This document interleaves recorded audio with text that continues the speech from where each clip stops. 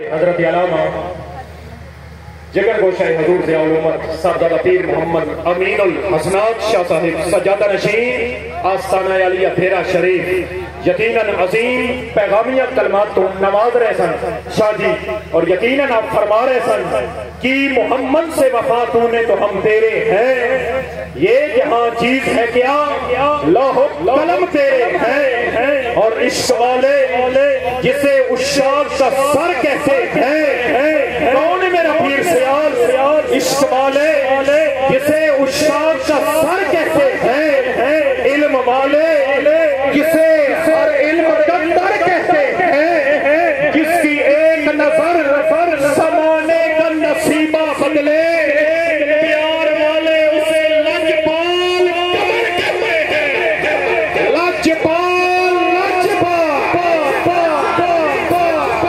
تشریف لائے حضرت علامہ صاحبزادہ پیر محمد معظم الحق سجادہ نشین آستانہ علیہ معظم آباد شریف لجپال پیر سیال دے غلامہ جو عظیم غلام اپنے شیخ کریم کی بارگاہ عظیم کلمات کو نوازیں گے۔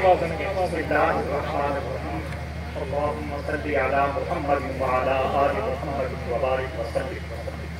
سب سے پہلے حضور بندہ نواز غریب نواز قبلہ عالم حضور ضیاء چشت حضرت خواجہ محمد ضیاء الحق حمیدی دامت برکاتہ العالیہ کا میں تمام دوستوں کی طرف سے شکر گزار ہوں کہ آپ نے سرگودا کی سرزمین پر یہ نمائندہ اجلاس منعقد فرمایا، ہمیں اپنی زیارت کا موقع بھی بخشا، اور رحمت کائنات صلی اللہ تعالی علیہ وآلہ وسلم کی بارگاہ ناز میں اپنی محبتوں اور عقیدتوں کا نذرانہ پیش کرنے کی سعادت بھی عطا فرمائی۔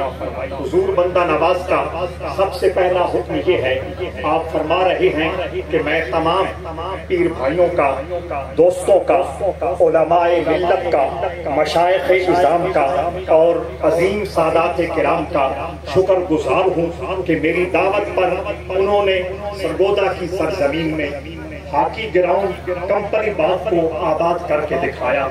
حضرات ذی وقار اس بابرکت پروگرام کو بہت خوبصورت بنانے میں اور کامیاب تر بنانے میں حضرت ضیاء الامت حضرت پیر محمد کرم شاہ رضی اللہ تعالی عنہ کے میکدہ دارالعلوم محمدیہ غوثیہ کا بھی بہت بڑا کردار ہے۔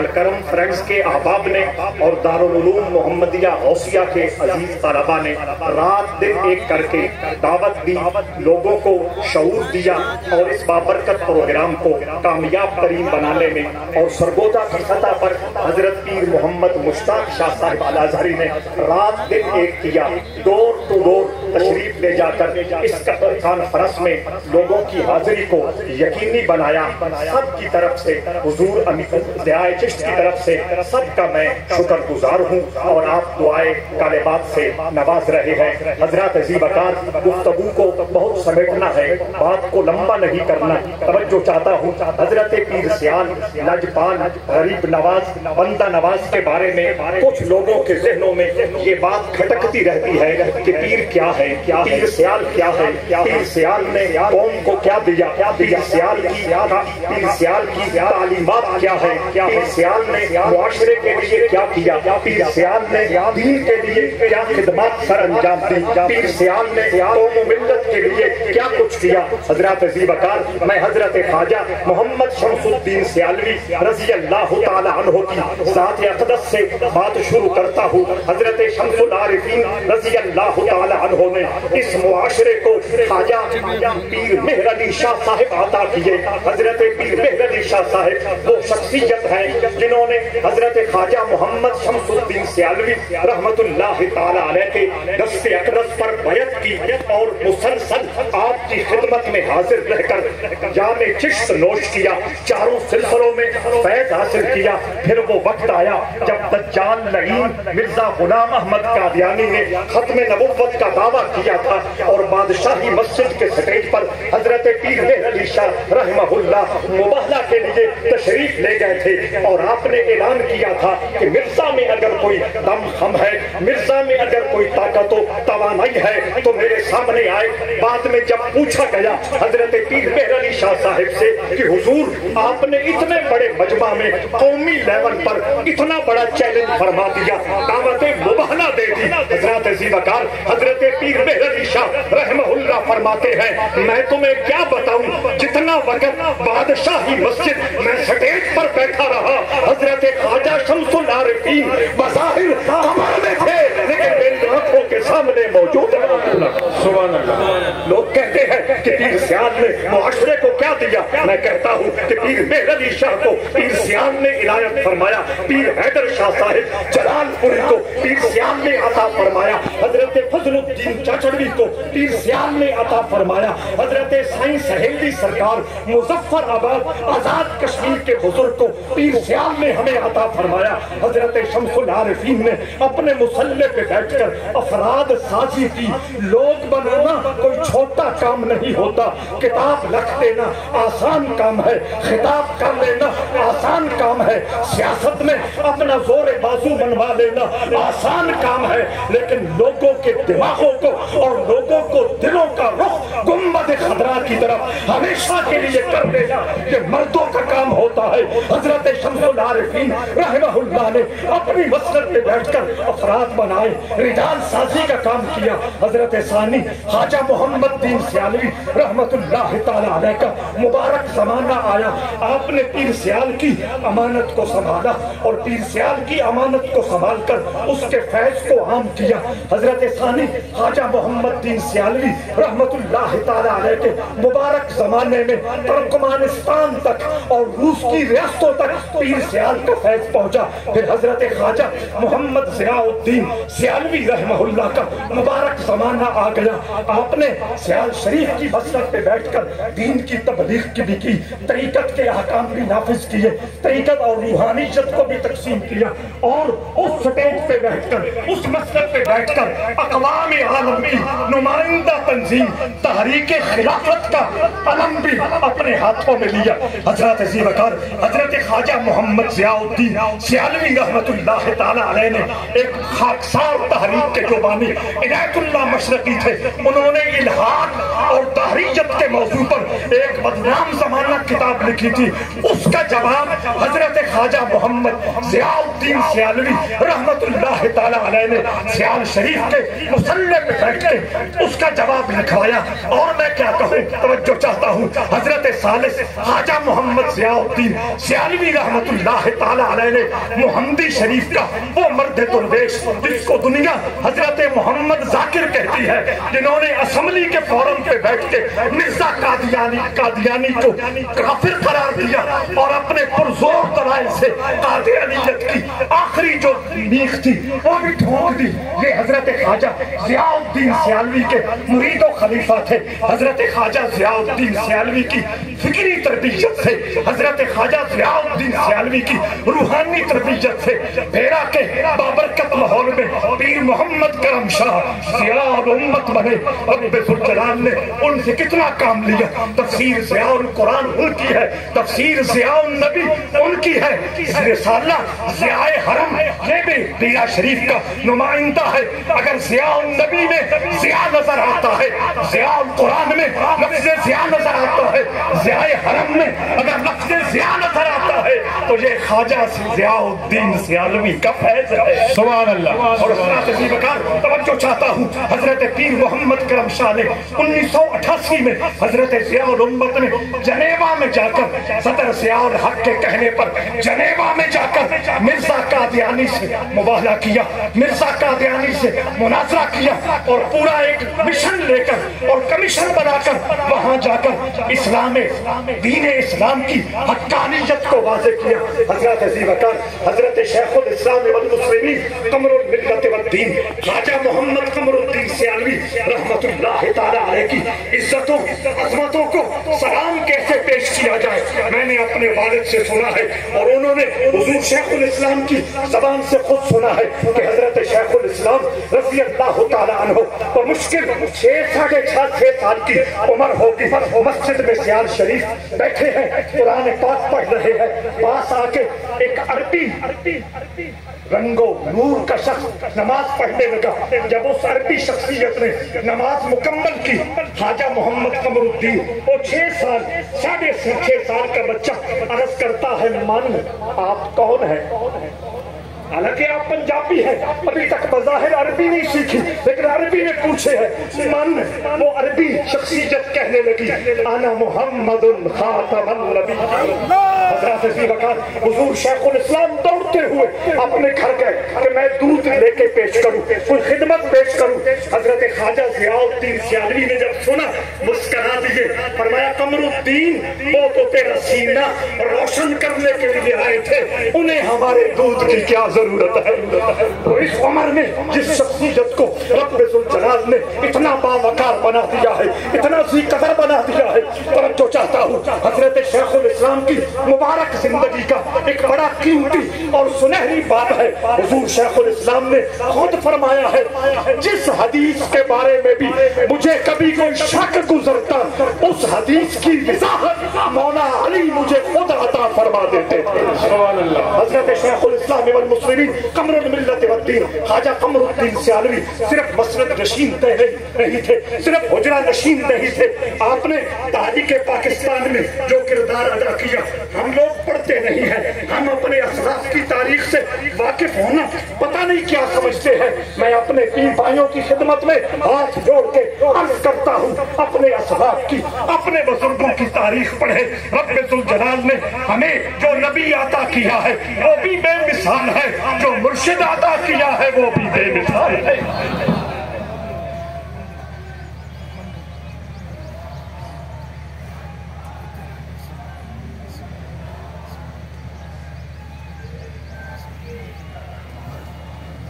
حضرت شیخ الاسلام والمسلمین نے تمام معاملات میں, اگر تحریک پاکستان کا معاملہ ہے حضور شیخ الاسلام صف اول میں ہے, اگر تحریک ختم نبوت کا معاملہ ہے حضور شیخ الاسلام صف اول میں ہے. آپ کے خلفاء, آپ کی تیار کردہ جماعت آپ کے شانہ بشانہ پورے فورم پہ کام کر رہی ہے. اگر شرعیت کا معاملہ آیا حضور شیخ الاسلام نے اس حوالے میں بھی یادگار تصنیف مذہب شیعہ قوم کو عطا فرمائی. وہابیت اور نجدیت کے جراثیم اگر اٹھنے لگے اس حوالے سے بھی حضور شیخ الاسلام کی تعلیمات اور حضور شیخ الاسلام کی تصانیف صف اول میں شامل ہے. حضور شیخ الاسلام رضی اللہ تعالیٰ عنہ کے وصال کے بعد حضرت امیر شریعت خواجہ محمد حمید الدین سیالوی نور اللہ مرقدہ کو یہ امانت ملی. ان کے سامنے اپنے باپ کا کردار بھی تھا, دادا کا کردار بھی تھا, پردادا کا کردار بھی تھا, لکڑ دادا کا کردار بھی تھا. ان کی کو چین نہیں آتا تھا. تاریخ پاکستان کا معاملہ ہو, تاریخ حفاظت پاکستان کا معاملہ ہو, کسی بھی حوالے سے ملکی معاملے میں, دینی معاملے میں پاکستان کی تاریخ میں کوئی تحریک چلی ہے, کوئی معاملہ صف اول میں آیا ہے تو حضرت امیر شریعت خواجہ محمد الدین سیالوی صف اول میں ہے. یہی سرگودا کا معاملہ دیکھ کے نیو سیٹلائٹ ٹاؤن کی مسجد ہو, مسجد شہداء ہو, اس میں حضرت امیر شریعت کا کردار کتنے سنہری حروف میں سب کو نظر آ رہا ہے. آپ نے نیو سیٹلائٹ ٹاؤن کی مسجد کا جب معاملہ آیا باطل لوگوں نے اس پہ قبضہ کرنے کی کوشش کی. آپ اپنے دوستوں کے ساتھ, اپنے غلاموں کے ساتھ خانہ صدر میں آ کے زمین پر پینتی مار کے بیٹھ گئے. فرمایا اس وقت تک میں تھانے کی حد سے باہر نہیں نکلوں گا جب تک اس مسجد کے جانشار اور باوفا غلام جیل سے باہر نہیں آتے. یہ حضرت امیر شریعت کی پوری زندگی ایک تحریک کا نام ہے.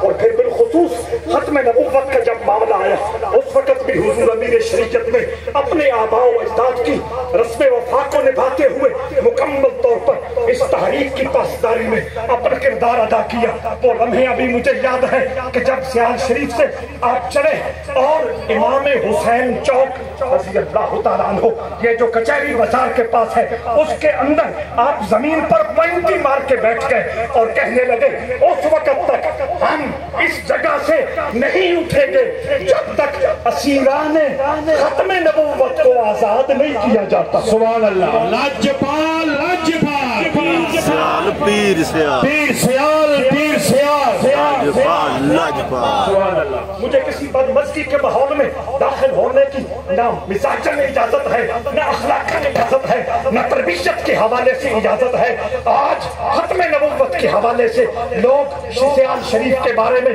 جو کچھ کہتے ہیں وہ کچھ کہنے سے پہلے سوچ لیا کرے کہ ہم کس آفتاب کے سامنے تھوکنے کی ناپاک نصارت کر رہے ہیں۔ اور حضرت امیر شریعت وہاں بھی چین نہ آیا، اٹھ کے آپ سرگودا جیل کے دروازے پہ بیٹھ گئے اور زمین پر بیٹھ گئے۔ فرمایا اس وقت تک میں نہیں جاؤں گا جب تک آپ مجھے گرفتار نہیں کرتے۔ لیکن حکومت کو پتا تھا، ایجنسیوں کو پتا تھا کہ حضرت امیر شریعت کی بارگاہ میں کوئی بھی ادبی اور گستاخی کتنی مہنگی پڑتی ہے۔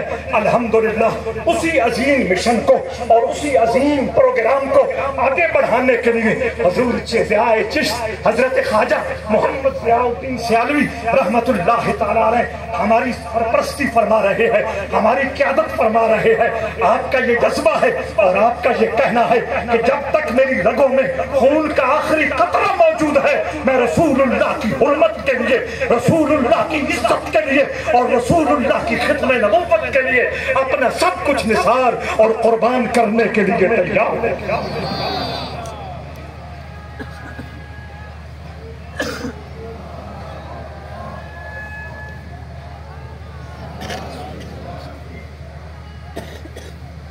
اور آخری بات، حضور ضیاء چشت نے آج بہت کرم نوازی فرمائی، بندہ نوازی فرمائی، مائک اپنے ہاتھ میں لے کر ہمیں فیضان تقسیم عطا کیا۔ یہ سرگودا کی سرزمین کا، یہ سرگودا کی سرزمین کا اعزاز ہے۔ پیچھے ایسی کوئی مثال ہم نہیں دیکھ پا رہے۔ آپ نے کیا فرمایا ہے؟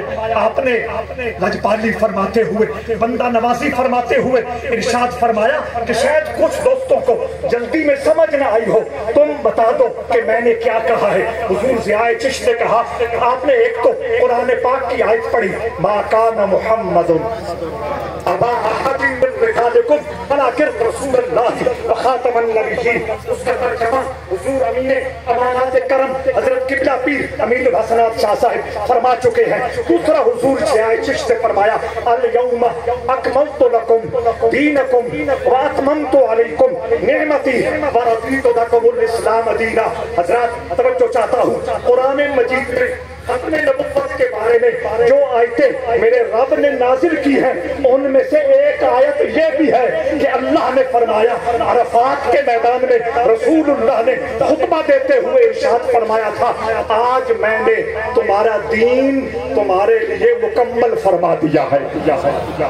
وَأَتْمَمْتُ عَلَيْكُمْ نِعْمَتِي، نعمت دین ہی ہے، دین جو نعمت کی شکل میں عطا ہوا۔ نعمت دو قسم کی ہوتی ہے، ظاہری نعمت بھی ہوتی ہے، باطنی نعمت بھی ہوتی ہے۔ قرآن بولا وَأَسْبَغَ عَلَيْكُمْ نِعَمَهُ ظَاهِرَةً وَبَاطِنَةً، اللہ نے رسول اللہ کے غلاموں کے لیے ظاہری نعمتیں بھی مکمل کی ہے، باطنی نعمتیں بھی مکمل کی ہے۔ یہاں اللہ فرماتا ہے الْيَوْمَ أَكْمَلْتُ لَكُمْ دِينَكُمْ، اے اللہ کے اے میرے حبیب اعلان کر دو اپنے بندوں کو، اپنے غلاموں کو بتا دو، دین حق کی شکل میں جو اللہ کی نعمت اور اللہ کا احسان ہے وہ ہم نے مکمل کر دیا۔ اور حضور ضیاء چشت نے آخر میں ایک اور بات فرمائی، بھرپور توجہ چاہوں گا پیر بھائی یہ پیغام اپنے سینے میں سنبھال کے لے جائیں۔ حضور ضیاء چشت نے باقاعدہ حدیث تلاوت کی۔ آپ نے فرمایا قال رسول اللہ صلی اللہ علیہ وآلہ وسلم، اللہ کے حبیب نے فرمایا الصلاۃ عماد الدین، نماز دین کا ستون ہے۔ سبحان اللہ، سبحان اللہ، سبحان اللہ۔ من اقام فقد اقام الدین، جس نے نماز کو قائم کیا یوں سمجھ لو اس نے اللہ کے دین کو قائم کر دیا۔ اور حضور چشت نے فرمایا کہ آقا فرماتے ہیں ومن تارا کہا فقد ہدمت دین، جس نے نماز کو چھوڑا اس نے یہ سمجھ لو دین کی عمارت کو ہی گرا دیا۔ حضور بندہ نوازی فرماتے ہوئے حضرت شاہ اللہ بخش توسوی رضی اللہ تعالی عنہ کے حوالے سے ہمیں ایک اشارہ دے رہے ہیں۔ حضرت شاہ سلیمان توسوی رضی اللہ تعالی عنہ نے اپنے آخری وقت حضرت شاہ اللہ بخش توسوی سے پوچھا تھا چشتیوں کی نشانی کیا ہے؟ انہوں نے کہا حضور میں تو یہ سمجھتا ہوں یہ نیلا تہ بند باندھ دینا چشتیوں کی نشانی ہے۔ حضرت شاہ سلیمان نے فرمایا نا، اللہ بخش چشتیوں کی نشانی نماز قائم کرنا ہے۔